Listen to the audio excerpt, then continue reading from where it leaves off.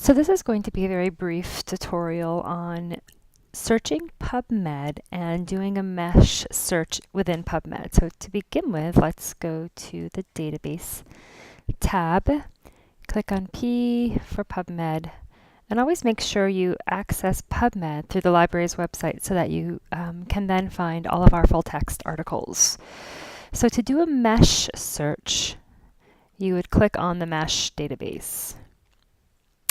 And so let's do a search on ALS and find out what the MeSH term is. And so when you search the thesaurus for the MeSH term, you'll be given sometimes a list of terms, sometimes it will take you directly to the right term. And here we have a list of terms, and what I want to search is amyotrophic lateral sclerosis, ALS. So if I click on this term, we'll get more information about it. So here's the definition of the term, and then there are some subheadings that are sometimes helpful to focus a search. Scrolling down a little bit further, you'll see that there are these two checkboxes. One says restrict the term to be a major MeSH concept, so it'll be a major focus of the journal articles. And then one here that says do not include the MeSH terms found below this in the hierarchy. And this is the hierarchy. And in this case, there's nothing below ALS. It's the end of the line, so to speak. So we don't need to worry about the second search box. Sometimes there are narrower terms beneath a broader term, and sometimes you don't want to include the narrower terms, and you would want to select this box, but we don't need to worry about it. But let's say that yes, you want it to be a major topic, and then given the scope of your assignment, you need to find some articles that focus on epidemiology, diagnostic issues, and therapy issues. So you can see one way to pinpoint those topics is to pick a subheading like epidemiology.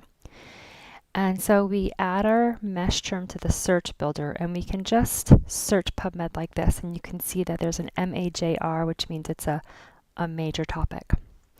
So now if we search PubMed using the MeSH and the subheading of epidemiology, it's sort of like a guarantee that we're going to find the best information on the topic based on the term that we've searched.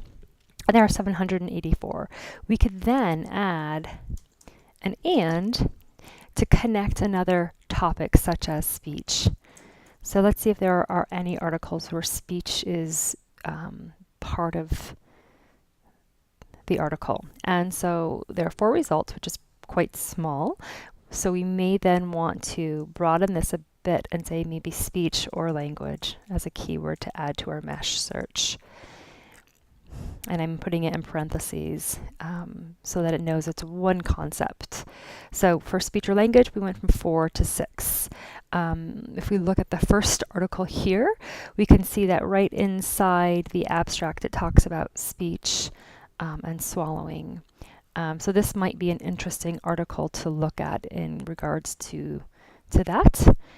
Going back to the pubmed.gov homepage, just to review, to do a MeSH search, if I click on the MeSH database, we can type in our term. We don't need to know what the MeSH term is. Sometimes it's different than what the layperson refers to it. So here we have ALS, and we want amyotrophic lateral sclerosis. And then we could also do a different type of search. Again, we might want to restrict it to a major topic. We don't need to worry about terms below this in their hierarchy. And here we could then do a search on perhaps diagnosis. Since that's another area for your assignment, add it to the search builder, search PubMed, and again, we can narrow our search further and do something like this. And click search and see what we can find. And there are 41, so we may want to then limit to the last 5 years, for example, and try to find some of the more current articles. Okay, thanks. I hope that was helpful. Good luck with your assignments.